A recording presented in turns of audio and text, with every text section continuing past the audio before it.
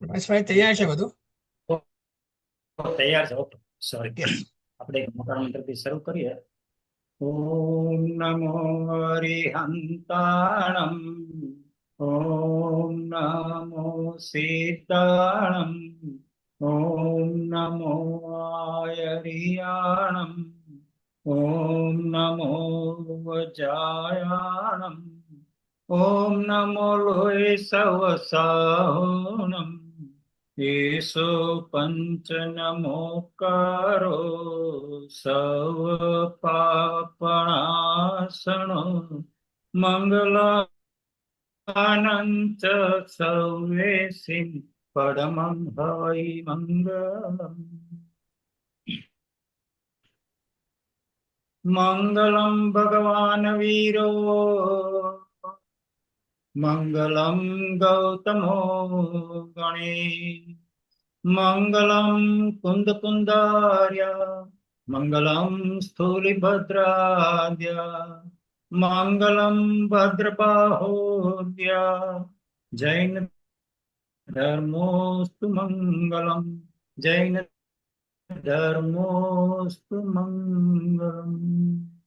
સર્વમંગલ માંગલ્યમ સર્વકલ્યાણ કારણમ પ્રધાનમ સર્વધર્માણામ જૈનમ જયતિ શાસનમ, જૈનમ જયતિ શાસનમ. અજ્ઞાનતિમિરાંધાનાં જ્ઞાનાંજન શલાકયા ચક્ષુરુન્મિલિतं યેન તસ્मै શ્રી ગુરુવે નમઃ, તસ્मै શ્રી ગુરુવે નમઃ. અનંતા સિદ્ધ ભગવાન, કેવળી ભગવાન, તીર્થંકર ભગવંતોને અત્યંત ભક્તિભાવ નમસ્કાર. પરમ કૃપાળુ દેવને અત્યંત ભક્તિભાવ નમસ્કાર.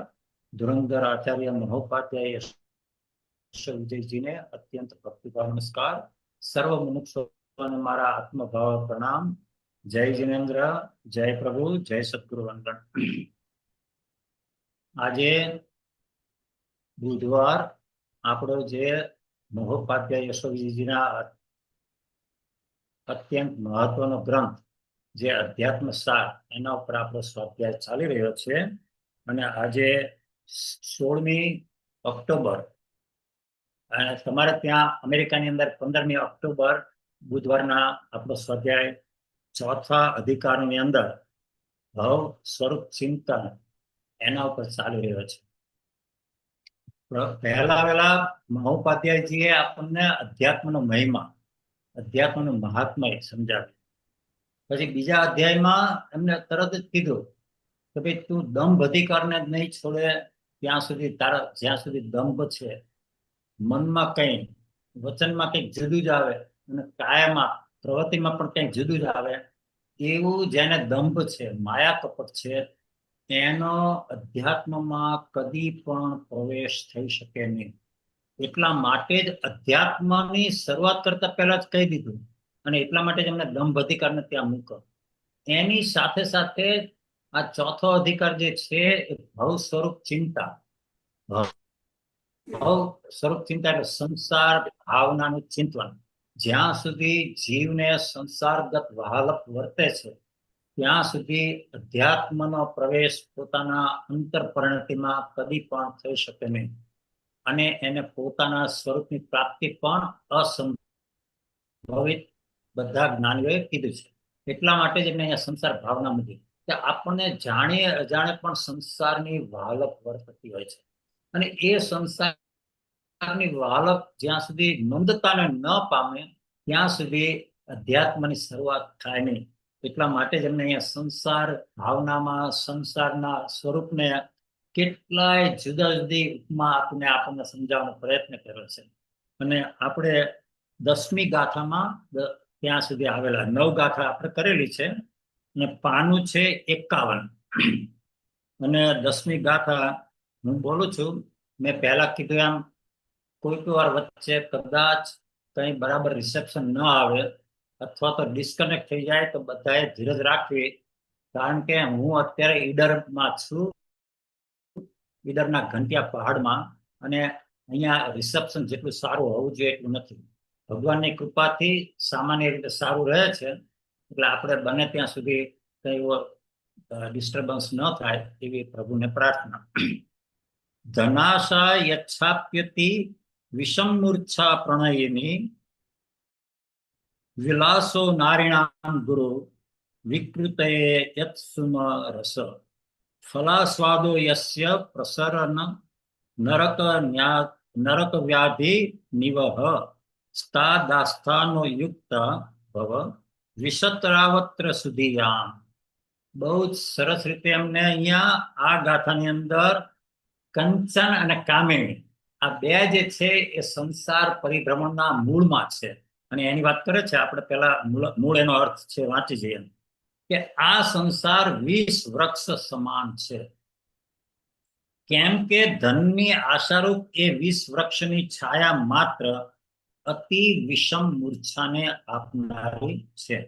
તથા એટલે પેલા ધનની વાત કરી કંચન, અને પછી હવે કામિનીની વાત કરે છે. તથા સ્ત્રીઓના વિલાસરૂપ જેનો પુષ્પ પરાગ છે તે પણ મોટા વિકારને માટે થાય છે, જેના ફળનો આસ્વાદ નરકના વિસ્તીર્ણ વ્યાધિઓનો સમૂહ છે. અથવા તો જે સ્ત્રીના દેહની આસક્તિ રાખે છે અને જે સ્ત્રી પુરુષના દેહની આસક્તિ રાખે છે અને એની અંદર જ નિમગ્ન થાય છે, એને જ ભોગવવાના એમની જે લોલુપતા હોય છે એને લઈને આપણે નરકના બારણા ખટખટાવીએ છીએ.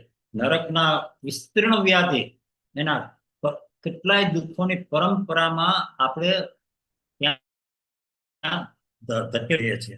એવા આ સંસારરૂપી વિષ વૃક્ષને વિશે બુદ્ધિમાન પુરુષોએ, એટલે અહીંયા આપણે મુમુક્ષુ પણ લઈ શકાય, આત્માથી બધા વિચારવાન જીવોએ આસ્થા એટલે કે શ્રદ્ધા રાખવા જેવી નથી. કંચન અને કામિની આ બે, જેમ પેલું પણ એક કહેવત આવે છે ને, જર જમીન અને જોરો એ ત્રણ કજિયાના છોરો. અહીંયા જોરો એટલે પત્ની અને જર જમીન એટલે ધન. કંચન અને કામિની એની જ વાત છે. જે કંચન અને કામિની પાછળ પાગલ થાય છે એ જીવ નિયમથી દુઃખની પરંપરાને સર્જે છે. પહેલા હવે તો એક વસ્તુ સમજવી રહી કે આ કંચન કામિની કહો, આરંભ પરિગ્રહ, બધા સાધન સામગ્રી કહો પુણ્યોદયના, એ પુણ્યના ઉદયથી જ મળે છે. પોતે ગમે તેટલો પુરુષાર્થ કરે અને એ પુરુષાર્થ ફળે એમ એને લાગતું હોય, તેમ છતાં જ્ઞાની કહે છે કે ભાઈ એ સાધન સામગ્રી મળવામાં ઉપાદાન કારણ જે છે એ તારું પોતાનું પ્રારબ્ધ છે, તારો પોતાનો પુણ્યનો ઉદય છે. અને નિમિત્ત કારણ છે એ તારો પ્રમાણિક પુરુષાર્થ. જો પ્રમાણિક પુરુષાર્થ કીધું છે બધા જ્ઞાનીઓએ, કારણ કે અપ્રમાણિક પુરુષાર્થ કરીશ તો પણ તને જે મળવાનું છે એટલું જ મળવાનું છે, અને પ્રમાણિક પુરુષાર્થ કરીશ તો પણ તારા પ્રારબ્ધમાં તને જેટલું મળવાનું છે એટલું જ મળવાનું છે. ફેર ક્યાં પડે છે કે પ્રમાણિક પુરુષાર્થ કરવાથી જીવ મોક્ષ માર્ગ ઉપર ટકી શકે છે, ટકી રહે છે. અને અપ્રમાણિક પુરુષાર્થ કરવાથી એને વધારે મળવાનું છે એવું નથી, પણ એ પોતાનું ભાવિ જીવન છે એ અંધકારમય બનાવે છે. એટલા માટે કૃપાળુદેવથી માંડીને બધા જ્ઞાનીઓએ માર્ગાનુસારીના 35 ગુણો, એની અંદર પહેલો ગુણ કયો મૂક્યો છે? ન્યાય નીતિ સંપન્ન આજીવિકા હોવી આવશ્યક છે. કારણ કે જે અનીતિથી મેળવવાનો પ્રયત્ન કરે છે એને કદી પણ વધારે મળશે એવું તો છે જ નહીં, પોતાના પ્રારબ્ધ અનુસાર જ મળવાનું છે. પણ તેમ છતાં એ નવા ચીકણા કર્મ બંધ કરે છે અને પોતાના ભાવિ જીવનને અંધકારમય બનાવે છે. એ જ વાત અમને કરી છે. જો ભાવાર્થ વાંચી જઈએ, ધન પ્રાપ્તિની ઈચ્છારૂપ આશા એ વિષ વૃક્ષની છાયા છે. ઈચ્છા માત્ર દુઃખનું કારણ બને છે, કારણ કે ઈચ્છાની અંદર અજ્ઞાન રહેલું છે કે ભાઈ તને તારા પ્રારબ્ધ પણ મળવાનું છે. એટલે તારે કઈ ઈચ્છા કરે એટલે તને મળે એમ નથી, અને તું ઈચ્છા ન કરે તો તને ન મળે એમ પણ નથી. તું શાંતિથી જે કઈ ઉદય આવે એનો સ્વીકાર ભાવ કરીને એકદમ મનની નિસ્વાર્થ ભાવે એ પ્રારબ્ધનો સ્વીકાર કરી લે તો તું ભવિષ્યની અંદર લેપાઈશ નહીં. બહુ જ નાની વાત પણ સમજવા જેવી વાત અમને કીધી છે. હવે એ 20 વૃક્ષ તો દૂર રહો, પણ તેની છાયા પણ આત્માને મૂર્છાવશ કરી દે છે. ધન એ વિવેકનો નાશ કરે છે. વિવેક એટલે સ્વ અને પરનો વિવેક. ધન છે એ પર છે, ઉદ્ગળ છે, અને આપણે ધનની તૃષ્ણા રાખીએ, ધનને મેળવવાની અંદર આપણો ઉપયોગને એમાં તન્મય કરીએ, એટલે એ અવિવેક થયો. આપણે સ્વ અને પરને એકત્વ કર્યા, અને એ જ સંસારનું મૂળ છે. સ્વ અને પરનો વિવેક કરવો અત્યંત જરૂરી છે. ગમે તેટલું સારું પ્રારબ્ધ હોય, કેટલી અનુકૂળતા મળતી હોય, બધા સાધન સામગ્રી પણ મળતી હોય, તેમ છતાં વિચારવાન જીવ, આત્માર્થી જીવ, મુમુક્ષુ જીવ એ સમજે કે આ બધો પુણ્યનો ખેલ છે, અને એની અંદર મારું કાંઈ નથી, બધું પર વસ્તુ છે. એ પર વસ્તુ સાધન સામગ્રી રૂપે જે મળી છે, એના પ્રત્યેની મમત્વ ત્યાં જીવનો ઊંધો પુરુષાર્થ છે. ત્યાં એને પુરુષાર્થ કરવાનો છે કે આ બધો એના સમય આવે છે અને એનો સ્થિતિબંધ પૂરો થતા જવાનો છે, અને હું તો એનો સાક્ષી માત્ર રહું અને એનો બને એટલો સદુપયોગ કરી લઉં, એટલું જ આપણા હાથમાં છે. જે જીવ મોક્ષ માર્ગ ઉપર છે એને એની વાત ચાલે છે, અને જે મોક્ષ માર્ગ ઉપર નથી એ સાધન સામગ્રીને વધારવાનો, વધુ ને વધુ કમાવાનો, વધુ ને વધુ ઈચ્છા કરીને પોતે પોતાની કબર ખોદી રહ્યો છે. એટલે કહે છે કે ધન એ વિવેકનો નાશ કરનાર છે, અને આશા કે તૃષ્ણા માટે વિરામ સ્થાન છે. સ્ત્રી પુરુષની અન્યોન્ય વિલાસવૃત્તિ મહામોહની કર્મબંધનું કારણ બને છે. સ્ત્રીને પુરુષના દેહ પ્રત્યેની આસક્તિ અને પુરુષને સ્ત્રીના દેહ પ્રત્યેની આસક્તિ એ મહામોહનીય કર્મબંધનું કારણ બને છે. કે પહેલા વાળા તો તું દેહ સ્વરૂપ નથી, આ રમેશનો દેહ તે તું નથી, તું તો એ દેહને ચેતન કરનાર ચૈતન્ય આત્મા છે. અને તું એમ માને છે કે હું આ દેહ દ્વારા હું સ્ત્રીના દેહને ભોગવું છું. એને કૃપાળદેવ મહોપાધ્યાય કહે છે કે મહામોહનીય કર્મબંધનું કારણ બને છે, કારણ કે ત્યાં અજ્ઞાન અને અજ્ઞાન જ છે. પહેલા તો તું પોતે દેહ સ્વરૂપ નથી, અને દેહને ભોગવે છે, પણ તું તો એનો જ્ઞાતા દ્રષ્ટા બનીને રહે, અને હું દેહ સ્વરૂપ નથી એમ સમજીને સ્ત્રીના દેહની આસક્તિનો ત્યાગ કરવો એ જ સાચું વ્યવહારથી બ્રહ્મચર્ય છે. નિશ્ચયથી બ્રહ્મચર્ય તો આત્માના ઉપયોગને આત્માની સાથે જોડીને એમાં રમણતા કરવી, લીનતા કરવી, એ જ બ્રહ્મચર્ય છે. બ્રહ્મ એટલે આત્મા અને ચર્ય એટલે ચરવું.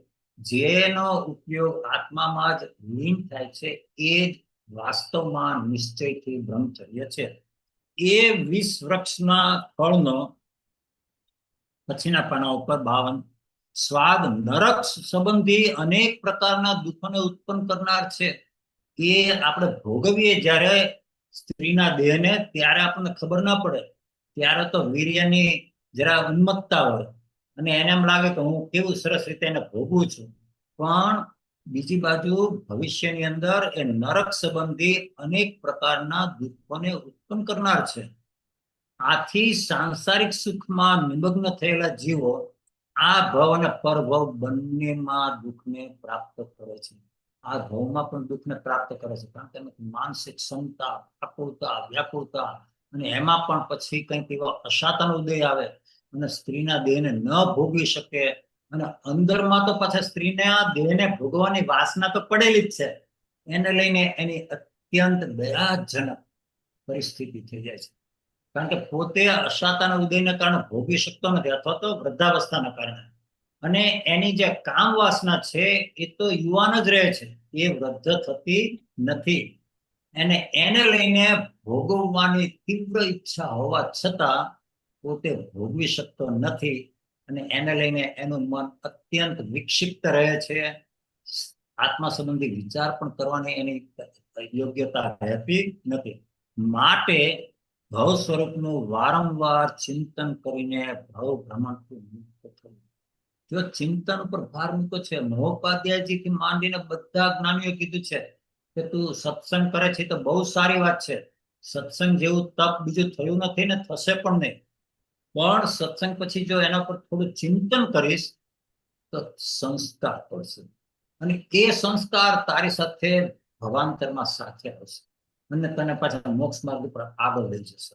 એટલે અહીંયા કહે છે કે આવું સ્વરૂપ જાણીને સ્ત્રીના દેહની આસક્તિનો ત્યાગ કરીને તું પોતે ભવ સ્વરૂપનું ચિંતન કર અને વધુને વધુ તારા વૈરાગ્યને દ્રઢ કર.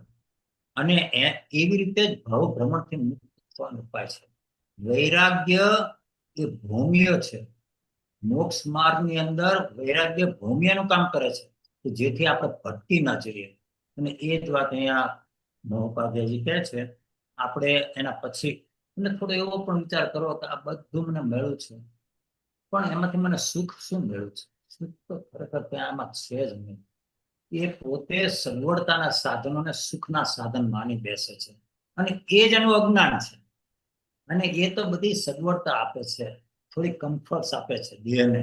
દેહની શાતાના બધા સાધનો છે, એર કન્ડિશનર હોય કે મોટું ઘર હોય, તો બધું દેહની શાતા માટે છે, આત્માની શાતા માટે નથી. આત્માની શાતા તો ઉપયોગને અંતર્મુખ કરીએ ત્યારે જે અતિન્દ્રિયાનું વેદન આવે એ જ વાસ્તવિક સુખ છે. ઓમ. પછીની ગાથા. પુષ્પાબેન સવાલ છે. હા બોલો ઉષાબેન. હા પુષ્પાબેન. તમે એટીમાં ગાથા લેવાની હતી ને તમને કઈ લીધી છે ગાથા? શું પ્રશ્ન શું છે? આપણે કઈ ગાથા લીધી આજે હમણાં? 80 બી લેવાની હતી, 80 લેવાની હતી, શરૂ કરવાની હતી 80 માં. શું લેવાની હતી મને હજી પ્રશ્ન સમજાણો ને. 80 નંબર છે ને 80 એ ગાથા લેવાની હતી આપણે આજે. પુષ્પાબેન નું કહેવું એવું છે કે તમારે આજે 80મી ગાથાથી શરૂ કરવાનું હતું. ના ના ના, આપણે કરી લીધેલી છે. આપણે મેં અહીંયા માર્ક પણ કર્યું છે 10-8-25. આપણે એ બધી ગાથા તમે આગળનો સ્વાધ્યાય જોશો તો આપણે એ બધી ગાથાઓ કરી લીધી છે. પાનું 48 પાના ઉપર આપણે છીએ. નહીં, પાનાની વાત જવા દો. તમે આના પહેલાનો સ્વાધ્યાય જે છે એને ફરીથી સાંભળજો. એની અંદર કારણ કે મેં અહીંયા માર્ક કરેલું છે કે હવે પછી 10 ઓક્ટોબરની 10મી 8મી લેવાનું હતું, પણ આપણે એ બંધ રહ્યો સ્વાધ્યાય, એટલે આપણે ઓક્ટોબરની 15મી આજે લઈએ છીએ. આપણે કઈ ગાથા લીધી? આપણે કઈ ગાથા લીધી? ગાથા 85 અને 10 આ અધિકારની 10મી ગાથા. મેં પાનું પણ કીધું ને, પાનું 51 તમારી પાસે છે. આપણે શરૂ કરતા પહેલા મેં કીધું પાના 51 ઉપર ની ગાથા જે છે એના ઉપર આપણે શરૂ કર્યું. આપણે એટલા બધા પહોંચ્યા જ નતા. 51નું પાનો 51 અને હવે આપણે 52માં પાના ઉપર આવ્યા છીએ. અને 86મી ગાથા અને આ અધિકારની 11મી ગાથા. બરાબર? મારા હિસાબે નથી, પણ કે સાંભળો, તમારી પાસે અત્યારે એક ગાથા નીકળી.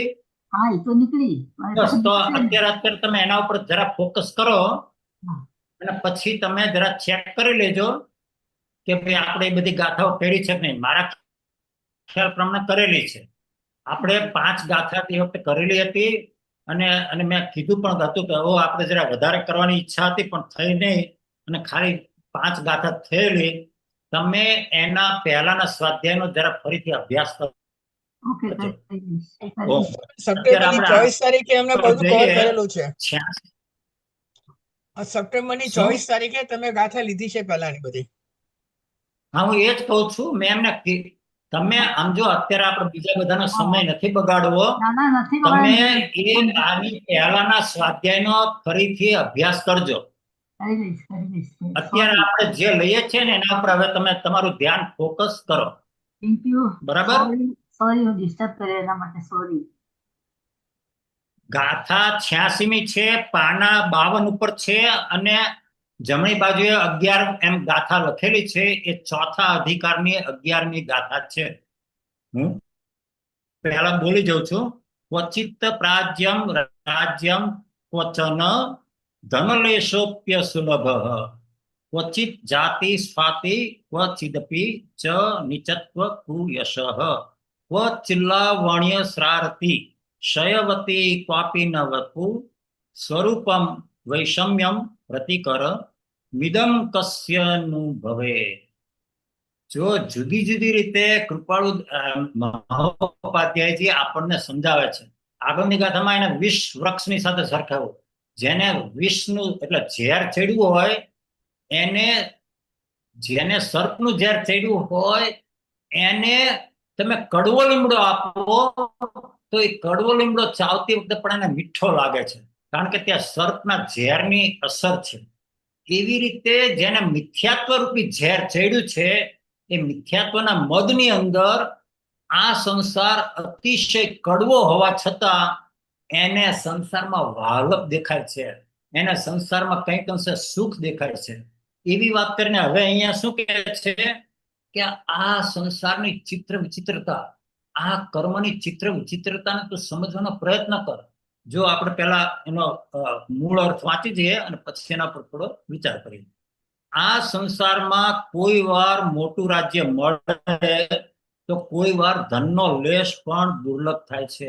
કોઈ વાર પહેલાના જન્મમાં તો એવું હતું ને કે રાજાને કોઈ વારસદાર ન હોય ને હાથી એ હાર લઈને આખા ગામમાં આંટો મારે અને જેના ઉપર એ હાર કળશ ચડાવે એ રાજા બની જાય. અને એવું પણ બનેલું છે કે ગરીબમાં ગરીબ એવો નિર્ધન મનુષ્ય પણ આવી રીતે ઓવરનાઇટ રાજા થઈ જાય, એવું પણ બને છે. અને ઘણી વાર એવું પણ બને છે કે ધનનો ખાવા પીવા માટે પણ 2 પૈસા ન હોય એવું પણ બનતું આપણે જોવામાં આવે છે. કરોડપતિમાંથી કર નીકળી જાય અને રોડપતિ થઈ જાય એવું પણ આપણે જાણીએ છીએ. કોઈ જન્મમાં ઉચ્ચ જાતિ તો કોઈ જન્મમાં નીચ કુળરૂપી અપયશ પ્રાપ્ત થાય છે. આ બધો કર્મનો ખેલ છે. તમે યશ નામ કર્મ બાંધ્યો હોય તો તમારી વાહવા થાય, તમે ખોટું કરતા હોય તો પણ તમારી વાહવા થાય. એવી જ રીતે તમે એવા કઈ સંસ્કાર પાડ્યા હોય તો તમારો ઉચ્ચ ગોત્રમાં જન્મ થાય, ઉચ્ચ જાતિમાં જન્મ થાય. અને જો નીચ ગોત્રનો બંધ કર્યો હોય તો નીચ કુળરૂપી અપયશ પ્રાપ્ત થાય છે.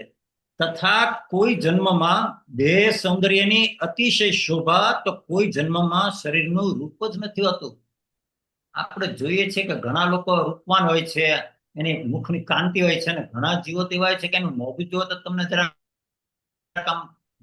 જુગુપ્સા થાય. આ બધો કર્મનો ખેલ છે. આત્મા બધામાં સરખો છે. આત્મા કદરૂપી થયો નથી, આત્મા રૂપાળો થયો નથી, આત્મા ઉચ્ચ ગોત્ર રૂપ થયો નથી, આત્મા નીચ ગોત્ર રૂપ થયો નથી. આત્મા તો દરેકે દરેક જીવમાં નિગોદથી માંડીને સર્વાર્થ સિદ્ધ ક્ષેત્રના જીવોમાં બધામાં આત્મા તો એક સરખો જ છે. આ બધો ખેલ જે તમે જુઓ છો, આપણે જે જોઈએ છીએ, એક 93 પ્રકારના નામ કર્મના ભેદના કારણે કોઈ અમેરિકન, કોઈ ભારતીય, કોઈ રૂપાળા, કોઈ કદરૂપા, કોઈ સારા ઘરમાં જન્મે, કોઈ એવા નીચ કુળમાં જન્મે, કોઈ જન્મે ત્યારથી જ કરોડપતિના ઘરે જન્મે ને અબજોપતિના ઘરે જન્મે અને પોતે કાંઈ નથી કર્યું તો પણ એ અબજોપતિ થઈ ગયો જન્મતાની સાથે જ. અને કોઈ એવા ઘરે જન્મ લે કે જેને 2 ટંક રોટલી ખાવાનું પણ મળતું ન. આ બધો કર્મનો ખેલ છે. અને એ જ અહીંયા સમજાવવાનો પ્રયત્ન કરે. તથા કોઈ જન્મમાં દેહ સૌંદર્યની અતિશય શોભા તો કોઈ જન્મમાં શરીરનું રૂપ જ હોતું નથી. આ પ્રમાણે સંસારની વિચિત્રતા કોને પ્રીતિકારક થાય કે ભાઈ આવી સંસારની, પહેલા તો એક વસ્તુ સમજી લો, આ વ્યવહારથી સમજાવવાની વાત કરે છે. નિશ્ચયથી તો તેને જ પોતે એવું માગેલું હતું, તે એવા કર્મ બાંધેલા કે તને એવું જ મળવાનું હતું. એટલે આમાં કઈ ઉપરવાળાએ કે કોઈએ ભગવાને તને નીચ કુળમાં મોકલ્યો ને એવું કઈ છે નહીં. તારા જ કર્મના ઉદયથી ઉચ્ચ ગોત્રમાં કે નીચ ગોત્રમાં કે કરોડપતિના ઘરે કે અત્યંત ગરીબના ઘરે જન્મ તું લે છે એ તારા જ પોતાના પૂર્વે બાંધેલા કર્મના ફળ રૂપે છે. આ પ્રમાણે સંસારની વિચિત્રતા કોને પ્રીતિકારક થાય? સમજુ જીવ હોય એને પ્રીતિકારક થાય જ નહીં. એને તો પુણ્યના ઉદયથી બધું મળે ને તો પણ એ સમજે કે આ તો અત્યારે આવ્યું છે ને ક્યારે જતું રહેવાનું છે એ મને ખબર નથી, એનો સ્થિતિબંધ ક્યારે પૂરો થવાનો છે એ મને ખબર નથી. તો જેમ પેલા રાજાએ કીધું કે વહેતી ગંગામાં સ્નાન કરી લેવું, એવી રીતે જ્યારે પુણ્યના ઉદયથી તમારા ક્ષેત્રમાં બધી જે સારી સાધન સામગ્રી આવી છે એનો સદુપયોગ કરી લે. કારણ કે ક્યારે તારી પાસેથી જતી રહેવાની છે તને ખબર નથી, અને એ નહીં જતી રહે તો તું જતો રહેવાનો છે, બેમાંથી એક તો થવાનું જ છે. તો ભગવાન અને બધા જ્ઞાનીઓ કહે છે કે તું એનો સદુપયોગ કરી લે. જે પુણ્યના ઉદયને ટ્રસ્ટી બની જાય છે, જે પોતાને જે કઈ સાધન સામગ્રી મળી છે એને ટ્રસ્ટીની રૂપે એની સાવચેતી રાખે છે, સભાનતા રાખે છે, એમાં લેપાઈ જતો નથી, એ જીવ પરંપરાએ મોક્ષને પ્રાપ્ત કરે કરે અને કરે જકાર. અને એ જ અહીંયા કહે છે કે આવી સંસારની ચિત્ર વિચિત્ર જોઈને આપના વૈરાગ્ય ઉપજવો છે કે ભાઈ આ બધું દેહનો શણગાર છે, આત્માને નથી તો પદ પ્રતિષ્ઠા લક્ષ્મી અધિકારની જરૂર. જે કંઈ બધું છે એ દેહના શણગાર રૂપે જ છે. જો ભાવાર્થ વાંચી લઈએ, અહો આ સંસારમાં કેવી વિષમતા છે. જીવ ચૈતન્યપણે સમાન હોવા છતાં બધા જીવોમાં ચૈતન્યપણે સરખો જ છે, તેમ છતાં કર્મની વિચિત્રતાથી વિષમપણું પામે છે. હમણાં આપણે જે વાત કરી ને એ જ વાત અહીંયા ભાવાર્થમાં એમને મૂકેલી છે. જીવ કોઈ જન્મમાં રાજાપણું પામીને માન મેળવે છે, તો કોઈ બીજા ભવમાં એ દરિદ્રતાને પામે છે. વળી કોઈ જન્મમાં તે ઉચ્ચ કુળને પામે છે, તો કોઈ જન્મમાં તે નીચ કુળમાં જન્મે છે. કોઈ જન્મમાં તે અનુપમ સૌંદર્ય લઈને જન્મે છે, તો કોઈ જન્મમાં તે નરક કે પિંજ જેવા કદરૂપા શરીરને પ્રાપ્ત કરે છે. આવી વિષમતા અને આવી ચિત્ર વિચિત્રતા વાળા સંસારમાં પ્રીતિ કરવા જેવું નથી. સંસારના લોભામણા પદાર્થો આખરે તો બિહામણા જ બને છે. આ વાક્ય સમજો કે મેં જરા સેલ ફોન લીધો હોય ને ત્યારે જયારે નવો હોય ને ત્યારે એના પ્રત્યે મને કેટલો રાગ હોય અને ગમતો હોય, લેટેસ્ટ મોડલ છે એમ, પણ પછી 10 વર્ષ પછી એ ડબલું થઈ ગયું ત્યારે એના જ પ્રત્યે હવે આને જલ્દી કાઢો. જેના પ્રત્યે શરૂઆતમાં રાગ હતો જ્યારે નવો આવ્યો ત્યારે એના જ પ્રત્યે હવે એને કાઢો જેવું થઈ જાય છે. આ જ સંસારની વિચિત્રતા છે.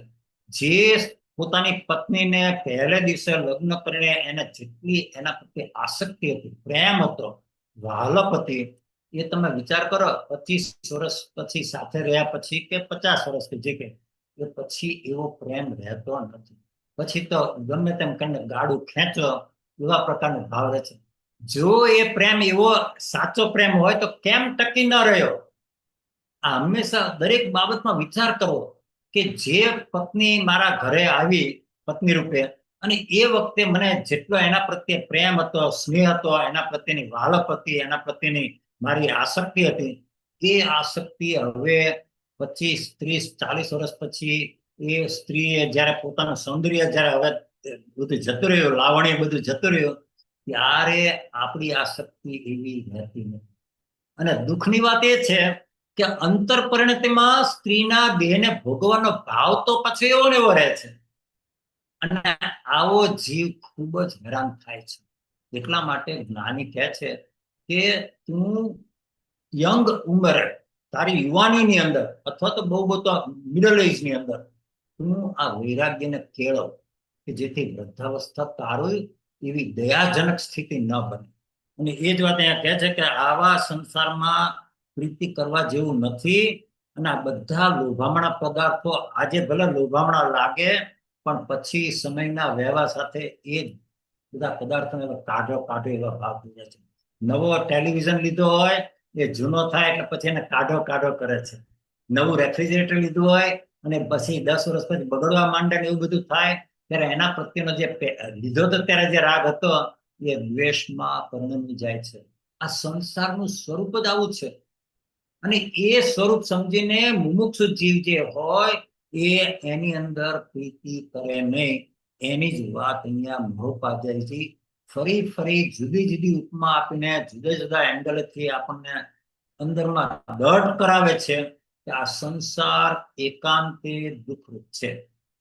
બહુ જ સરસ. એક પછી એક ગાથા બધી આમ આપણને સામાન્ય લાગે, પણ જો અધ્યાત્મની શરૂઆત પછી થવાની છે. અત્યારે અધ્યાત્મનો પાયો નાખે છે મહોપાધ્યાયજી. પહેલા દંભ અધિકાર કરીને અધ્યાત્મનો પાયો નાખ્યો. હવે વૈરાગ્યની ભાવના, સંસારની ભાવના, એનો વિચાર હવે આ 3 ચેપ્ટર જે આવશે 4, 5 અને 6 એની અંદર એની વાત કરીને પછી અધ્યાત્મની શરૂઆત થાય છે. એટલે બધાએ ધીરજ રાખવી કે રમેશભાઈ તો કહેતા હતા અધ્યાત્મ સાર જેવું ગ્રંથ નથી ને આ તો બધી બહુ સામાન્ય વાતો કરે છે. સામાન્ય વાત નથી. આ સંસારની ચિત્ર વિચિત્રતા, આ સંસાર કારાગ્ર જેવો ભાસવો, આ સંસાર રાગ દ્વેષના પ્રાપ્ત ફળથી બળતો ભાસવો એ જરૂરી છે. એવું ભાષ્ય પછી તારી અધ્યાત્મની શરૂઆત થવાની છે. ત્યાં સુધી અધ્યાત્મની શરૂઆત થવાની નથી. એટલે મહોપાધ્યાયજી અધ્યાત્મ માર્ગનો પાયો, અત્યારે પાયાનું ચણતરનું કામ કરે છે. અને બહુ મહત્વનું છે. જેટલો પાયો મજબૂત એટલી જ તમે મોક્ષ માર્ગની ઇમારતને બનાવી શકશો. જેટલી પાયામાં કચાશ એટલી જ એ ઇમારત રેતીના મહેલના જેવી થવાની છે. એટલે આ ત્રીજો અધિકાર દંભ અધિકાર, પછી 4, 5 અને 6 એ વૈરાગ્ય ઉપર જ છે. એ 4 અધ્યાય અધ્યાત્મની આપણી ભૂમિકા બને, અધ્યાત્મની પ્રાપ્તિ માટેની યોગ્યતા બને, એના માટે મહોપાધ્યાયજી મૂકેલા છે. બહુ મહત્વના છે. એટલે આમ સામાન્ય લાગે એવું લાગતું હોવા છતાં પણ એની અંદર ઘણું ગૂઢ રહસ્ય ભરેલું છે. કારણ કે એ જ્યાં સુધી મમત્વ ઓછું નહીં થાય, લોલુપતા ઓછી નહીં થાય, ત્યાં સુધી અધ્યાત્મની પ્રાપ્તિ થવાની નથી. ઓમ. પછીની ગાથા 12મી અને 52 પેજ ઉપર જ છે. અહીંયા જમણી બાજુએ 12 લખેલું છે, ડાબી બાજુએ 87મી ગાથા છે, 87. ઇહો દામ કામ ખન્નતિ પરિપંથી ગુણમહી મવિશ્રામ પાર્શ્વસ્થિત પરિણામસ્ય કલહ વિલાયંત કામ મદ ફણભૃતામ પામર મતમ વદામ કિમ નામ પ્રકટ ભવધામ સ્થિતિ સુખમ. એનો મૂળ અર્થ પહેલા વાંચી જોઈએ. જો કેટલી જુદી જુદી રીતે આપણને સમજાવે છે, એમના અનુભવમાંથી આવેલી વાત છે. અને આપણે બધા એવા અનુભવમાંથી કંઈક અંશે પસાર થયા છીએ, થઈ રહ્યા છીએ. એટલે આપણને બધા બરાબર બેસી જવું જોઈએ. પામર પ્રાણીઓને માનેલા પ્રગટ સંસારરૂપી ગ્રહમાં નિવાસ કરવાથી કલ્પેલા સુખને અમે કયા નામથી વર્ણન કરીએ? જ્યાં સુખ નથી ત્યાં કલ્પના કરીને સુખને સુખ માને છે, તો અમારે એ સુખનું વર્ણન કેવી રીતે કરવું? કારણ કે ત્યાં સુખ તો છે જ નહીં. તો અમે કઈ રીતે સુખનું વર્ણન કરી શકીએ? મેં મારી ભ્રાંતિથી દોરડીને સર્પ માની લીધો હોય તો અમે સર્પનું ત્યાં કઈ રીતે અમે સર્પ તમને સમજાવી શકીએ? તમે પહેલા આખી માન્યતા, તમારી કલ્પના જ ખોટી છે. એટલે કહે છે કે એવા કલ્પેલા સુખ કે જ્યાં સુખ છે જ નહીં, એનું અમે કયા નામથી વર્ણન કરીએ? બસ એક જ નામથી વર્ણન થાય, ભ્રાંતિ. આત્મ ભ્રાંતિ સમ રોગ નહીં, સદગુરુ વૈદ્ય સુજાન. આ આત્મ ભ્રાંતિ જ છે. ખોટી દિશામાં દોડ મૂકે છે અને એમ માને છે કે હું મોક્ષ માર્ગ ઉપર છું. બધી આ ક્રિયા કરું છું એટલે ધીમે ધીમે ધીમે ધીમે હું મોક્ષ માર્ગ ઉપર પહોંચી જઈશ. અને અહીંયા મહોપાધ્યાયજી ચાપખો મારે છે. કેમ કે આ ભવવાસમાં કામદેવ રૂપી ઉદ્ધત શત્રુ અથવા ચોર 3 ગુણરૂપી પૃથ્વીને ખોદે છે. કયા 3 ગુણ? જ્ઞાન, દર્શન, ચારિત્ર, રત્નત્રય. અને એ એની છિન્ન ભિન્ન કરી નાખે છે 3 ગુણોને. પણ કામદેવ એટલે કે કામ વાસના આપણી. કામદેવ એટલે કોઈ બીજો કામદેવ ત્યાં બેઠો બેઠો આપણામાં કામ વાસના ઉત્પન્ન કરે છે એમ નથી. અજ્ઞાની જીવ પોતે જ કામદેવનું સ્વરૂપ ભ્રાંતિથી માનીને કે હું આ કામ વાસનાને ભોગવું, એટલે પોતે જ ખરેખર કામ વાસનાનો ભોગી બને છે. તથા પડોશમાં રહેલા કુપરિણામનો નિરંતર કજિયો ચાલે છે. જ્યાં કુપરિણામ હોય ને ત્યાં અશાંતિ, માનસિક ક્લેશ અને કજિયો ચાલતો જ હોય. અને મનમાં સંચાર કરતા અષ્ટમદરૂપી સર્પોના બિલો જોવા મળે છે. અને 8 મદની અંદર જીવ કોઈને કોઈ રીતે અટકી જાય છે. સનત કુમાર ચક્રવર્તી જેવા રૂપના મદમાં અટકી ગયેલા, સ્થૂળીભદ્રજી જ્ઞાનના મદમાં અટકી ગયેલા, નંદ મણિયાર છે તપના મદમાં અટકી ગયેલા.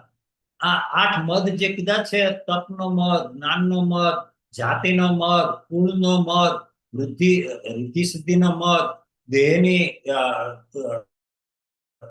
વૃદ્ધિનો મદ, પોતાના બળનો મદ, આ બધા મદ આપણને એક યા બીજી રીતે પાડીને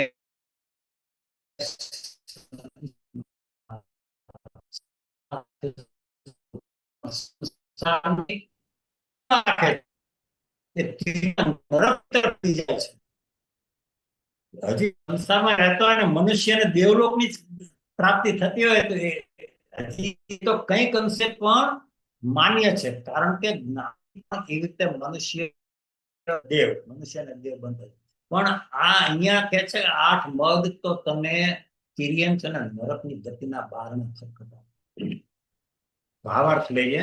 આત્માના ઐશ્વર્યને નહીં જાણતા, ભૌગોલિક પદાર્થમાં સુખ માનતા પામર જીવો ભવરૂપી ગ્રહમાં જન્મ મરણના દુઃખ છતાં તેમાં જ પાછા સુખ માને છે.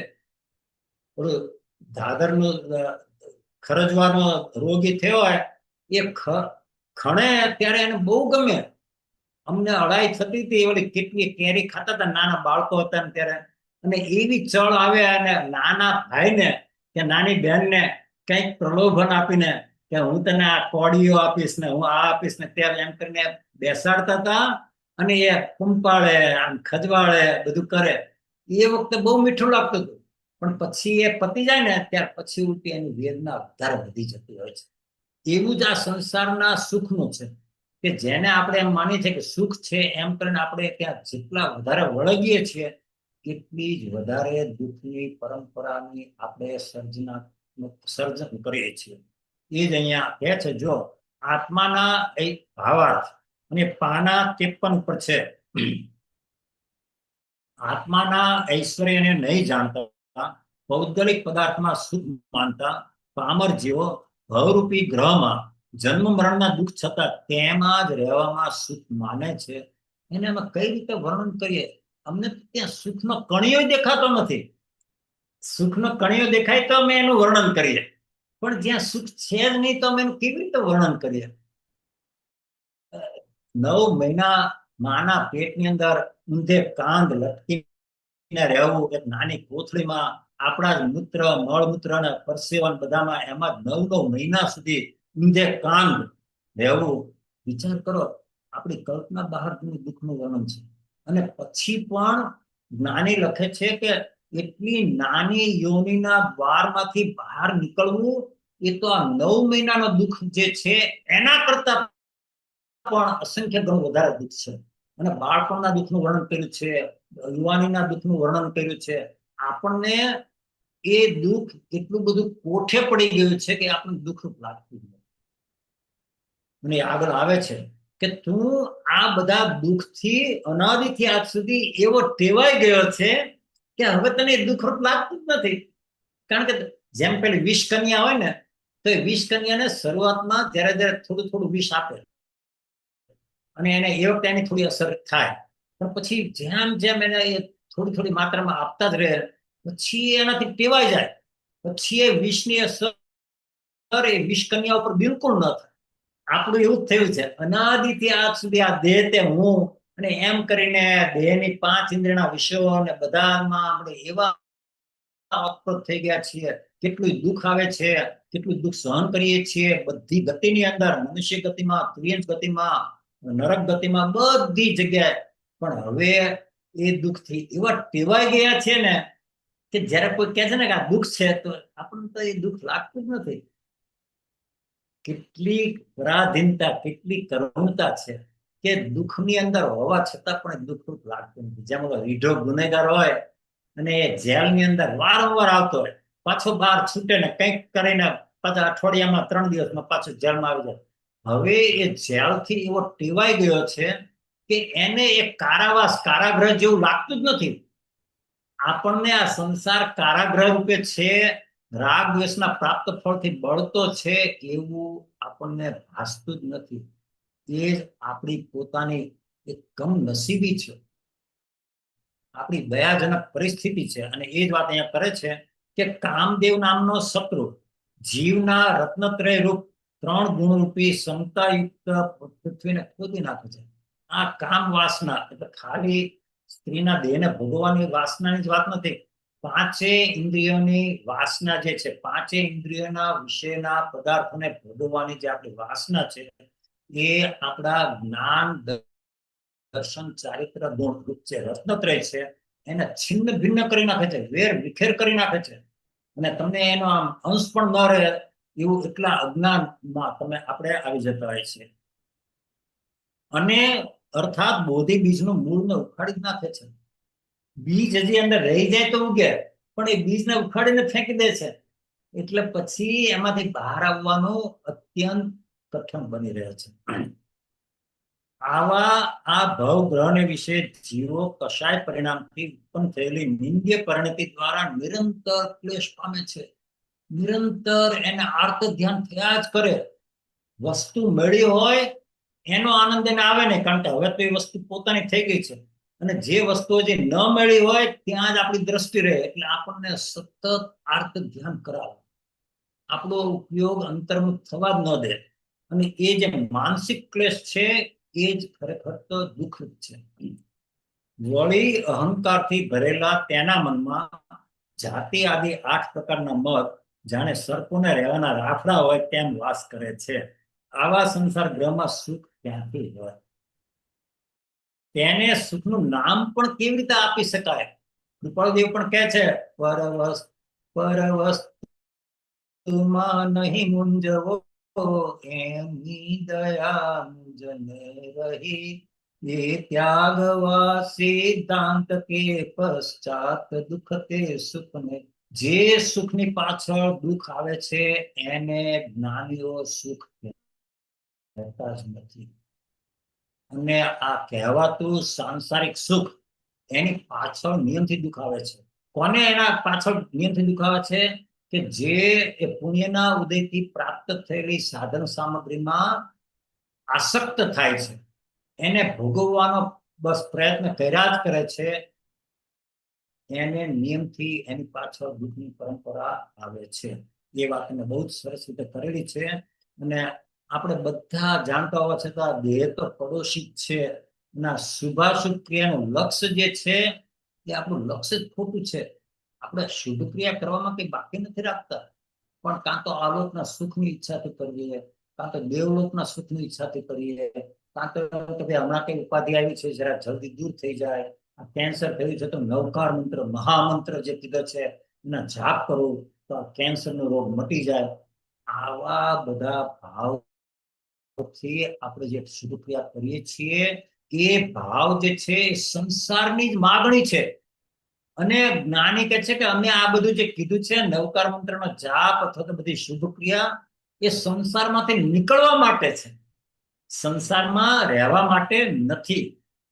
અને એને લઈને જ આપણને પાપાનું બંધી પુણ્યનો બંધ થાય છે. એટલે કદાચિત કે બધા પુણ્યના ઉદયથી વસ્તુઓ મળે તો પણ આપણે 5 ઇન્દ્રિયના વિષયોની પાછળ વેડફી નાખીએ છીએ, ચીકણા કર્મો બાંધીએ છીએ અને નરક ગતિના બારનો કરીએ છીએ. બહુ જ સરસ રીતે અહીંયા મહોપાધ્યાય એક બીજી રીતે સરસ રીતે સમજાવવાનો પ્રયત્ન કરે છે. આપણી વારે વાત છે. સમજુ જીવતા વાંચીને એને એમ થાય કે આ સંસાર ભલે છૂટે નહીં, ભલે કદાચ હજી એવો પુરુષાર્થ ન ઉપડે કે ભાઈ બધું છોડીને નીકળી જઈએ, પણ અંતર પ્રત્યેમાં એમ તો થવું જ જોઈએ કે આ સંસાર એકાંતિક છે. એમાંથી છૂટવાની ભાવના વધુમાં વધુ દૃઢ કરે, એ ભલે આખી જિંદગી સંસારમાં રહે તો પણ એમાં વેપાર નહીં. એ વાત કરીને એમને પછીની ગાથા 88 છે, 88મી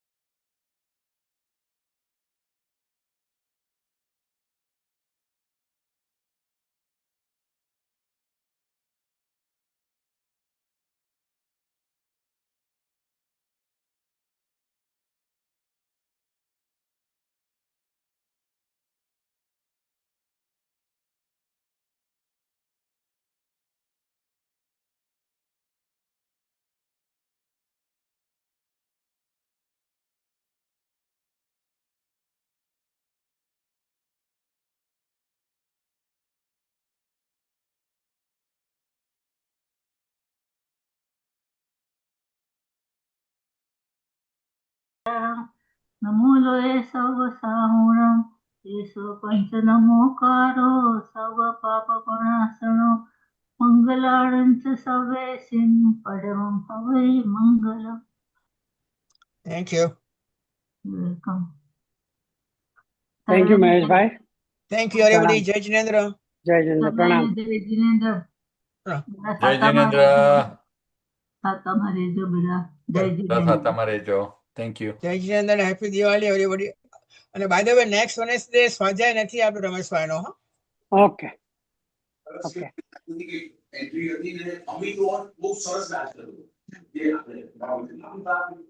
હેપી દિવાળી બધાને. Happy Diwali.